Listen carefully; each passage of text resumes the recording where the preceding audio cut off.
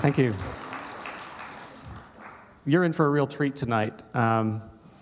You'll see some interesting work and get some counsel from someone who's wise and long in the field. It's my privilege to introduce to you Sheila Goloborotko. She is a native of São Paulo, Brazil. She'll be telling you a little bit about those origins and how that plays into her work in a moment. She has degrees in architecture and urban planning from Brazil and also an MFA from Brooklyn College in New York. Her teaching record right now is she teaches at Pratt Institute in drawing, printmaking, and foundations. She's also engaged with the Lower Side Print Shop, which is an open workshop to the public. She is now working with, I think there's a new facility in New Jersey. It's old, okay.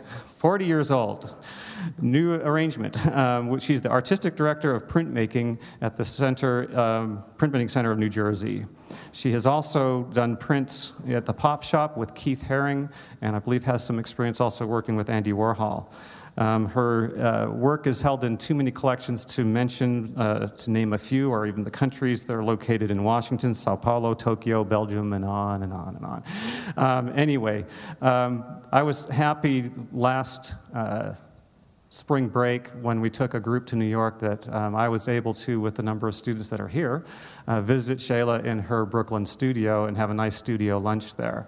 I think that you may find, along with me, that her wisdom is sage, as she has many years of experience and will share with you some things that I've just in talking with her today, I just found, wow, that's nice, that's profound. So I'm learning things from her today. Without further ado, may I hand the mic to Sheila Goloborotko. There she is.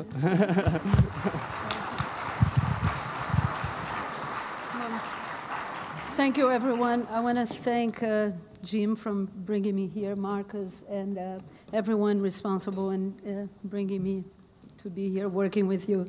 I had been working with some of the students when they came and visit me in Brooklyn, so it's so wonderful to see now where you create your work. So I'm going to see if this works. Can you all hear? Can you all see me? Okay. So this is my last name. Oops. No. Help. Yeah. So this is my last name. So years ago, I decided to open a studio with my last name. And it's the whole idea of the anti-branding idea, because it's such a complicated name to remember. But I thought it was quite cool that I could design graphically all the O's, so it would help people roll my name. So I decided to show my first image here. You could see at a very early age, I had extreme talent. And this is my preschool diploma. And the reason I want to show you this, besides the incredible vintage and talent, is because you could see the flag of Brazil. So this is the place I was born. And also because of the date in this diploma. It's 1964. And I know that some of you are studying Brazil, and I want to talk a little bit about what happened when I was coloring this beautiful masterpiece. This is what was happening outside the windows of my school and in the neighborhood that I was raised. We had a huge military coup d'etat, and basically these images, and some of them will be very gruesome, so I apologize, but some of these images were exactly in the corner of our homes or school. The government created an institutional act that had the right to go to any house without a warrant. More than 3 people couldn't meet without a permit from the local precinct. So basically people were tortured, disappeared, and it was an incredible dictatorship that there was no way anyone had any future at the time. You're looking at pictures from possibly 1968. At that point, it's going through high school, that's when you decide what am I going to study, right? And because I had a huge talent from that diploma, it was clear that I wanted to study art. The art schools were occupied by the military, so most of the teachers were imprisoned, and the art schools lost credibility, funding, and the people were taking the streets, occupying the streets. And there was one hope in Brazil, which was architecture. We had Oscar Niemeyer designing the capital of Brazil, And with that idea of a new capital came the idea of a perfect society, a society that could see beauty, create beauty, and have balance and equality. And this was an idealistic view. Obviously, it took years. It took from the foundation of Brasilia to the end of the militaries another 20 years. I went to architecture school because the art schools were closed. And what you see here, it's my architectural thesis. So already it's a project that it's pretty much off the box, literally off the box. What I did is I created a series of 10 prints and objects describing the small town where I studied architecture, which was an hour from São Paulo, and it's a town that was colonized by the Portuguese. It was the first port of arrival. And then what I did is I printed, and at the time in Brazil we had 400% taxation on art supplies. So basically I had to make the paper, make the pigment, make the screens, do the prints. And this whole idea in this project was to discuss the character of a print. So the print that you see, that there is a little bus with a ticket. So for my thesis, the whole idea was like, well, if that is a printed material that has been signed and dated, is that a fine art print? Or if I incorporate that into my print, would that become a fine art print? So now, at the time, obviously, there was no computer, so the highest fashion was to use Xerox as a way of reproducing art, or stamps. So you see a lot of appropriation of images and rubber stamps. Now, there was, from 1954 to 85, the government had this incredible campaign, and it was all over media, TV, printed, and basically the refrain was, Brasil, ame ou deixe. Basically, it's like, if you don't love it, leave it. So imagine what was growing up in a place that you have very little perspective, and the government kept telling you, if you don't want to be here, get out of here. So we got to a point that I decided that I couldn't be a creative person in this, this very tense environment, and I moved to New York. And then right after I moved to New York in 1983. I think some of you were already born by then. So in 83, and only in 85, we had 1 million marched in downtown São Paulo, and was the beginning of overthrowing the government. At the time that I arrived in New York, I started my MFA at Brooklyn College. So at Brooklyn College, I explored sculptures, book arts, paintings, mixed media with found objects and prints and photographs, more photographs with found objects, site-specific installations, and basically occupation in the lofts of downtown Brooklyn. You could see, just like in this little sample, that for me, doing my MFA was quite an intense experience. My advisor kept calling me as soon as I arrived to school, I was the first international student, and my advisor started asking me, so what's going to be your major and what's going to be your minor? And I didn't understand what he was asking me, so I kept saying, I'm going to be an artist. And then he would call me another 3 months and say, did you decide it? Is it going to printmaking? And I'm like, no, I'm going to do art. So as a conclusion to this 2 years of not deciding and being very serious on becoming an artist, my diploma doesn't have a major or minor. So after I graduated from Brooklyn College, when you go to college in New York, I think here, do you get a studio space here? So in New York, because the schools are so small, if you're doing an MFA program, you get a studio space in some of the schools. So when I graduated, I didn't have a studio space, and I rented my first studio, which was an area that at the time didn't have a name. It was known as the Waterfront, and this is one of the lofts that were occupied. And years later, this area became Dumbo. And then I realized in my studio that I could open the studio to teach printmaking to more people, and then create huge communities that then could experience working on prints. And it was super vibrant. And a year later, I started my PhD program at NYU. NYU had an incredible program for doctors. It was a doctorate program. within 2 years of running this program, they closed. The main advisor passed, and they decided that it had to go for art history or art criticism. But it was in NYU that I met this incredible sculptor and printmaker, Krishna Reddy. And Krishna developed a technique called color viscosity. So basically, you work in a plate, and you ink this plate with different rollers, with different densities, and all the colors are placed in the same plate once, and then you make a print.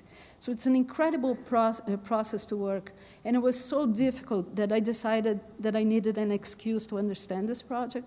So I created an alphabet of imaginary beings, and I printed 26 from A to Z every morning during 3 months, and I created over 400 prints, and I got it. I finally understood how this worked.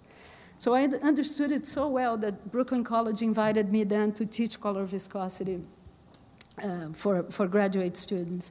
So I created this program that was called edition printing. Here you could see the plate and the print together, so you could see how the plate is very deeply engraved. So I created edition printing, which was 15 students work as if they were my arms throughout 15 weeks.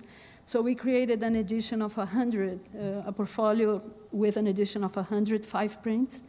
And then every student received one of my portfolios.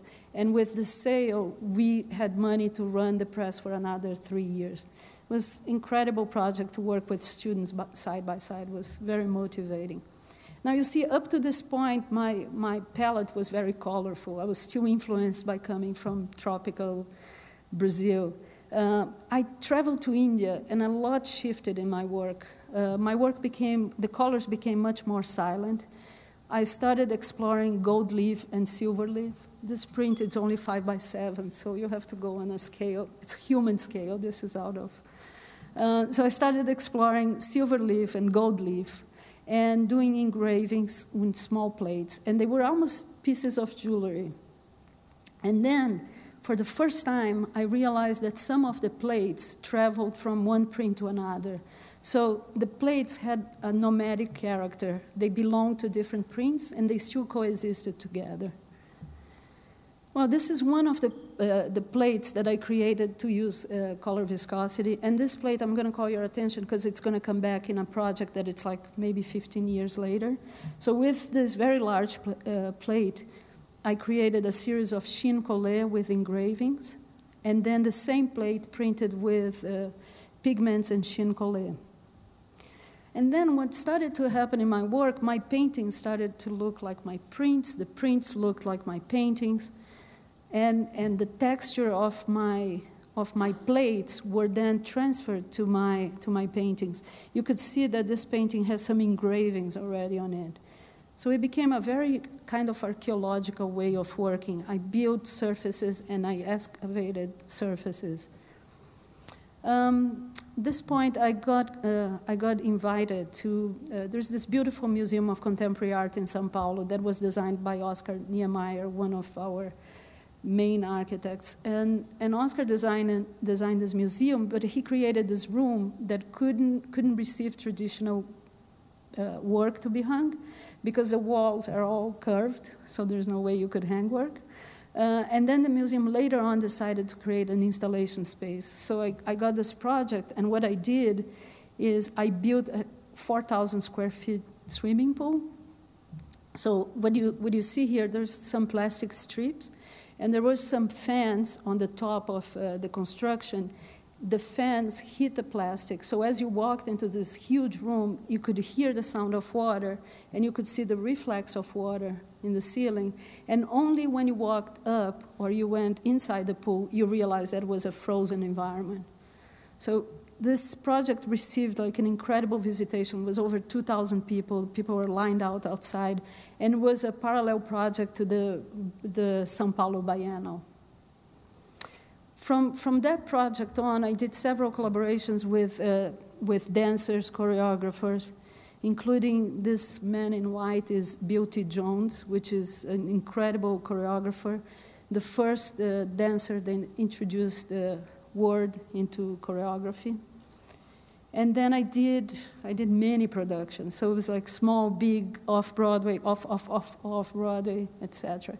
And for me, it was always very, very interesting to use my skills as an architect to create, again, environments. At this point, my life had a huge turn, and I had my only brother, which was a marine biologist, becoming HIV positive and having a virus on his eyes.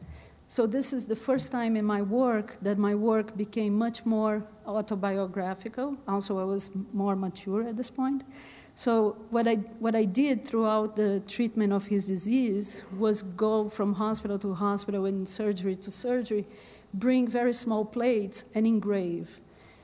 And this work eventually became a portfolio of 10 prints. And at one point, I had a major show in Brazil, which you'll see some photos coming.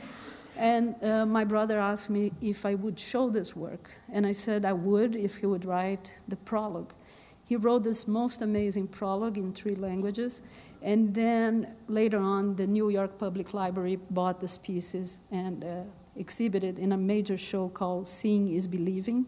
And now this work lives in the Rare Books and Manuscripts in New York. And you can set an appointment to go see it. It's a beautiful piece. The same series of work, still dealing with the disease and the loss and the upcoming loss of my brother. You see this piece, the large piece with the blue pigment. The name of the piece is 100 Love Letters.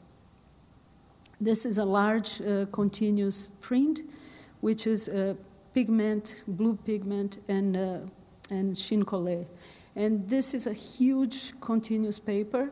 And the whole subject of it, it's about the chance of encountering, right? The chance of meeting someone and the chance of losing someone. So it has like this proximity of space and then the openness of space.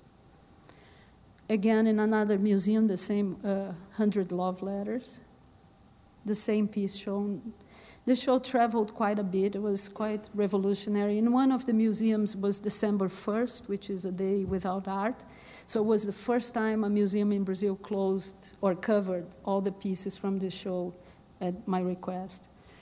And this is the same show traveling to Buenos Aires. So it's a different installation, and it's always like the idea that the artist has to create always a site specific to whatever place you're showing your work.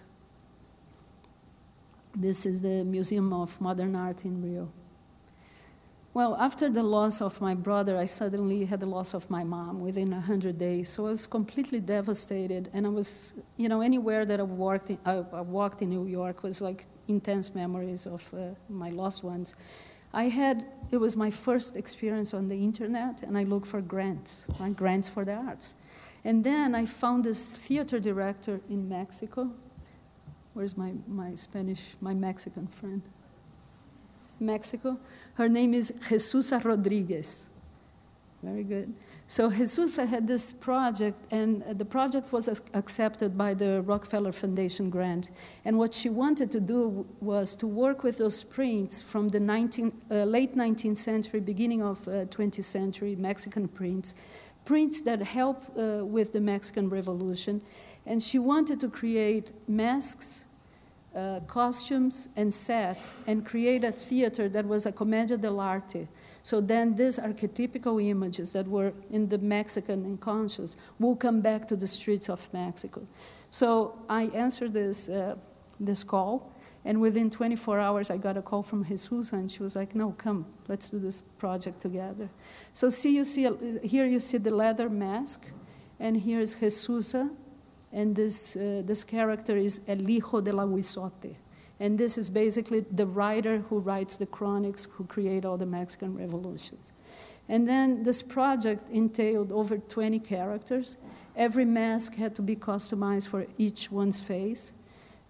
This is Doña Caralampia Mondongo, and it's by a male actor, Tito, which is an amazing, Tito Vasconcelos, an amazing artist. And this was like top artists in Mexico that I worked with.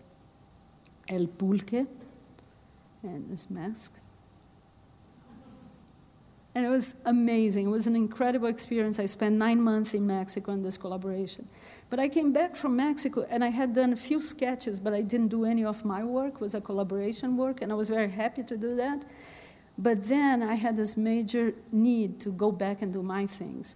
So one of the things that I did is this huge piece that it's a pyramid. It's a pyramid by the name Quilco. And this pyramid was digged when Mexico had in 1968, there was the Olympics. They started digging the highways to create the Olympic Stadium, and they found the first pyramid of Mesoamerica, which is a circular pyramid. It's a gorgeous, gorgeous piece. So those were like some studies, right, that I was getting ready to print Quilco.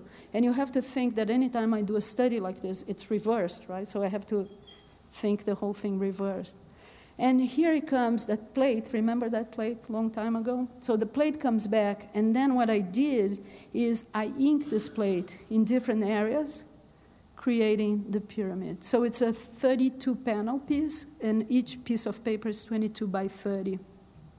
And this series of works you're going to see now, all inaugurated a museum in São Paulo, which is Pinacoteca de São Paulo. I was called to inaugurate this very incredible new museum. Another thing that I took from Mexico, it's these little pieces that you see here. They are made out of lead. They are little milagros.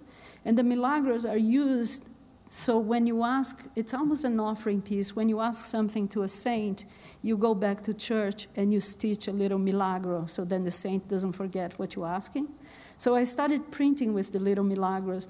And instead of working in a very thick copper, I went and I decided to work with a very thin one. I think it was kind of influenced by working with the leather mask. I needed to work in a material that was more malleable and that at the same time could resonate the experience of time. The work up to here, it's pre-digital, so it's going to get better as it goes. You know, life was pre-digital once. This is the cover CD that we used for the performance with Jesus Rodriguez. Now, after the death in my family, one of the subjects that I became very attracted to was the human body and how this beautiful organism fails us so many times.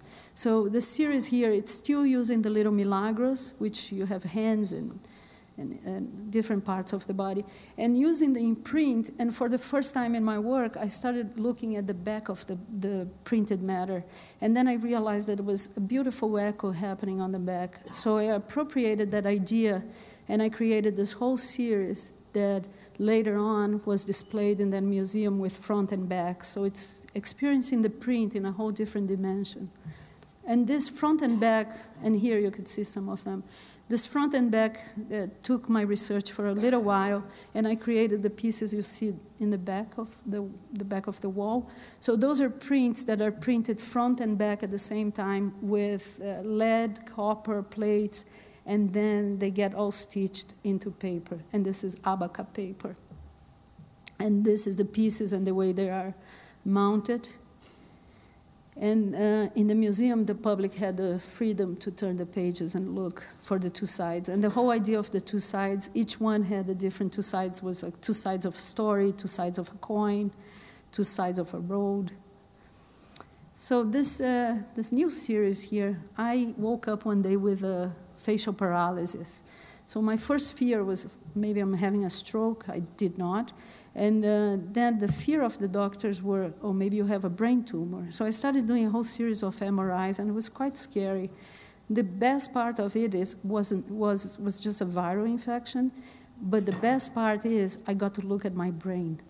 And then by looking at my brain, I realized that this was the closest self-portrait I could have.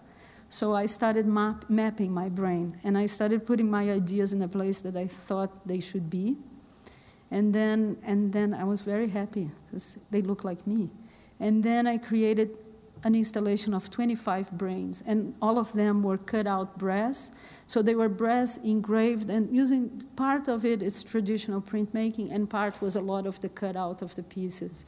The interesting thing for me that happened at this point, I got dissociated from the Cartesian square rectangular paper. So my plate was now a shape plate, pretty much looking like the milagros from Mexico, right? So this became my big milagro. So it's like, if I don't have that in my head, maybe this is what's going to be.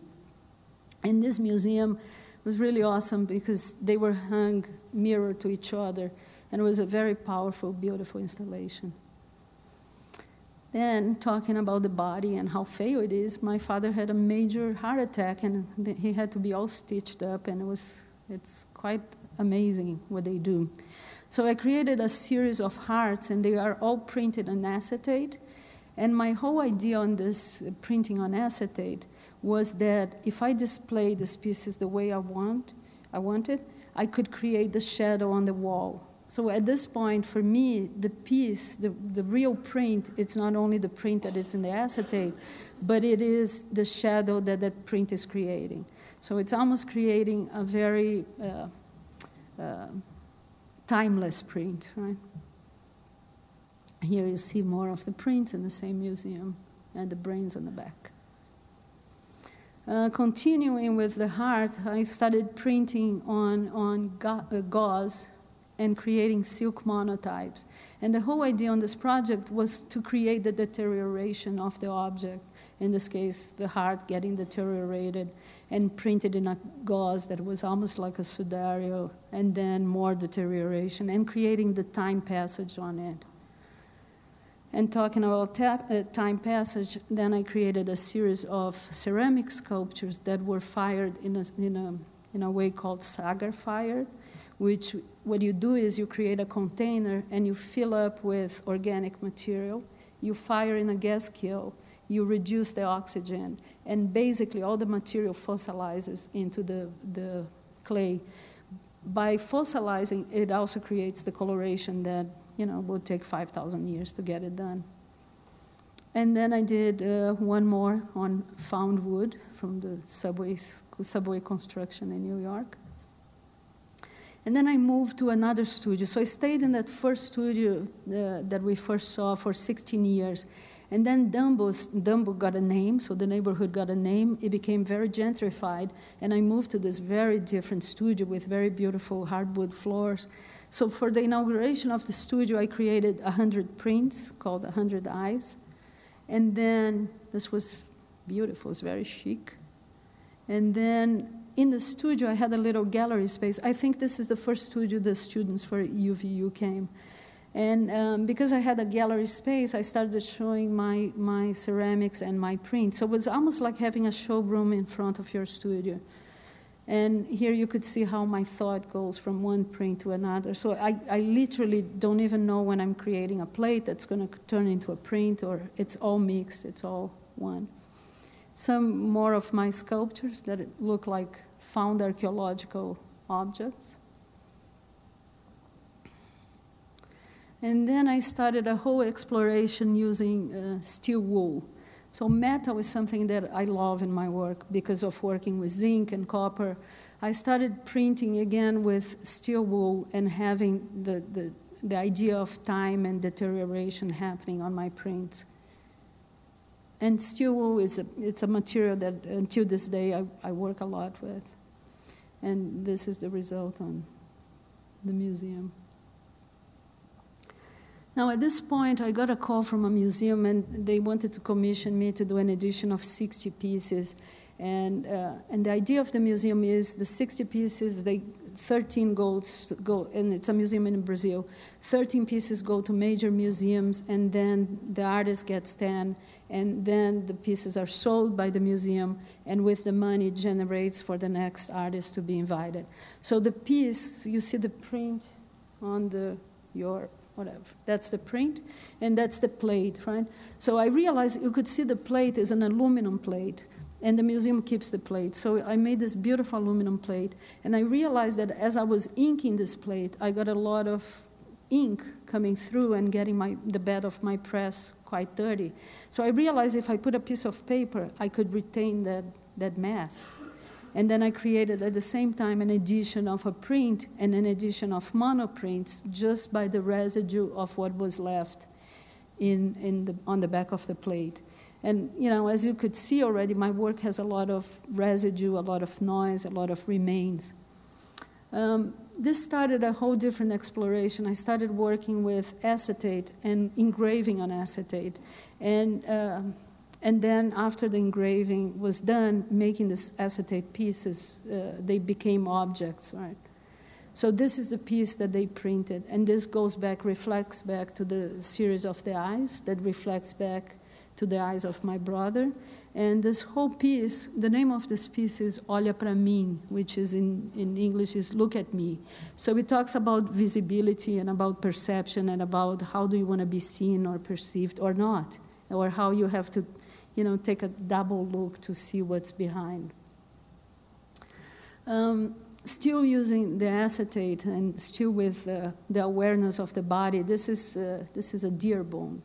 And what I did, I have a studio upstate New York, and I have a little dog that goes out and finds these bones. So I started mapping all the hunting trails, and I created an engraving of the hunting trails and a digital image with the bone, and I juxtaposed them. And as I was about to complete the project, I had Cole Porter singing, and he was singing, "I Got You Under My Skin." So this whole process became a collaboration between me, my dog, and Cole Porter, but they don't know. So it's basically I'm the only one who signs it. And this is what goes on. And then within the project, then the sculptures come along as well. So it's always a transition between one media to the next. Again, using acetate engravings and digital images. What you see, the 3 sculptures you see in the back, it's leftover images for working with photo etching. So those printouts didn't work out. But because I'm from Latin America, nothing really goes to the garbage. So then I saved it for a little while, and then I just decided to make prints with it. And then for those prints, I decided to make an homage for those 3 objects that live with me since I moved to Brooklyn. It is my ladder, a stool, and my chair. And I call them the witnesses. So the witnesses are with me, and they lived. They had the losses in my life. People came, people went, and they are still with me. So I decided to elevate them and give them their spot. And they were so important that they got a porcelain plate. So the piece in the center is still the witnesses, and they are gypsies because they move around, but they're still with me. But, yeah. And the piece with the heart is like an offering of my heart on a plate. And the other piece is a writing in Braille, and it says, "What the eyes don't see, the heart doesn't feel." Now this is my new studio, which is the last group at UVU came, and we had incredible suites in that messy table. And the studio now is in Red Hook, so I finally moved out of Dumbo and became completely gentrified. And I found a space again in an industrial area. Now with the studio, there's something really cool happening because it was in this studio that I celebrated 20 years of having an open studio. So a writer wrote a piece about my work and my studio, and she says this one sentence that she writes, "Goloborotko studio is not a place, it's a practice." So I realized that, in the past few years, that whatever I know comes with me, and it's like it's the practice of my studio that I take around. So the workshop we're going to be doing tomorrow, it's part of this practice that move around. My next upcoming project, which I have 2 interns that swear they're going to work with me, is I'm doing an entire rubbing of the walls of my studio for a museum installation that it's coming, and it's all these beautiful brick walls. It's going to be a killer project. But now, because the studio is so big now, and I have 2 floors, I can design stuff that it's even larger. This is a series that the students at UVU saw in Brooklyn, in a gallery in Brooklyn. And this is a series with a thought about the silk moth. I was always interested about the silk moth and about how we realize that by taking the silk moth cocoon, we destroy their habitat, and we create our shirts and ties, and we make our own habitat. So the name of the series is Life is Hard, Silk is Soft. So that huge plate was then printed in 30 pieces of tie paper, and this is in a gallery in São Paulo. And then the pieces became an installation in a gallery, and then that's the gallery we all visited in Brooklyn. And still researching about the cocoon, I created these prints that are steel wool on aluminum. And then, not happy only with the cocoons, I read somewhere that it takes 110 cocoons to make one silk tie. So I decided to make 770 etchings, and I call this installation 7 Silk Ties. And it's really beautiful. You walk and the butterflies go moving. Now, still with my exploration of steel wool, my latest work has to do with the way we connect. It's amazing to me how we connect, how we meet people and we connect, and how life takes us to place to meet these people. So the piece you see, the steel wool piece, it's all links together, and then the piece that it's brass was just a shadow of that piece that one day I retraced and I cut and I made prints out of it.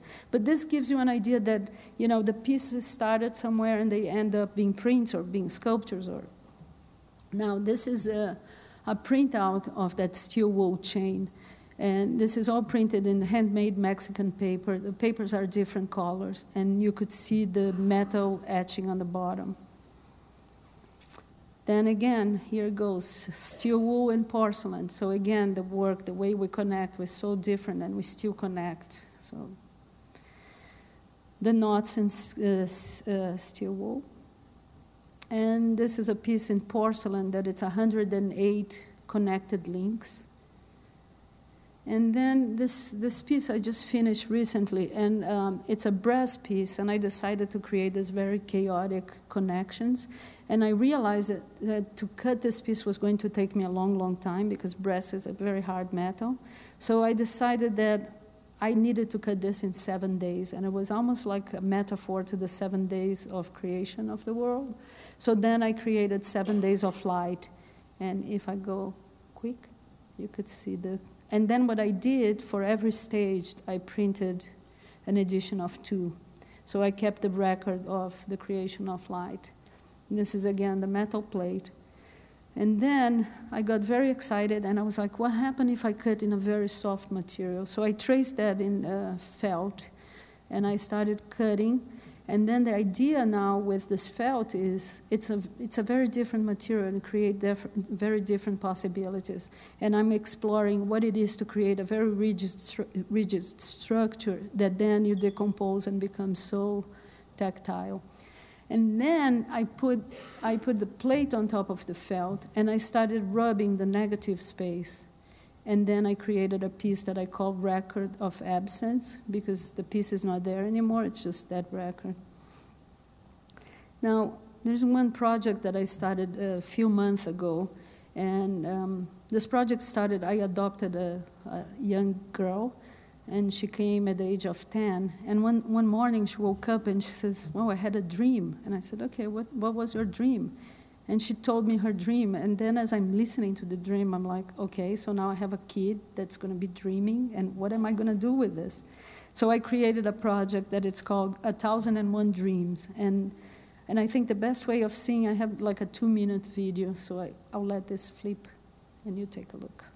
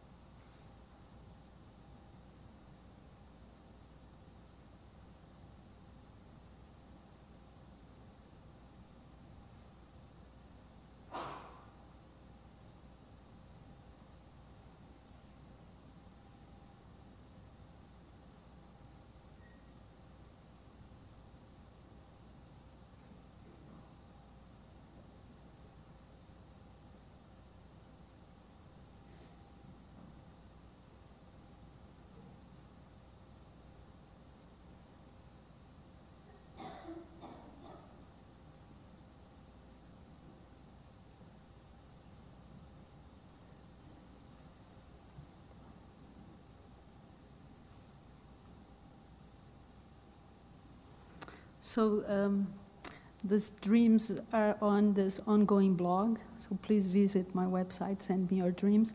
And then what I did, I started getting people complaining because they didn't find a pillowcase and they wanted to send me a dream.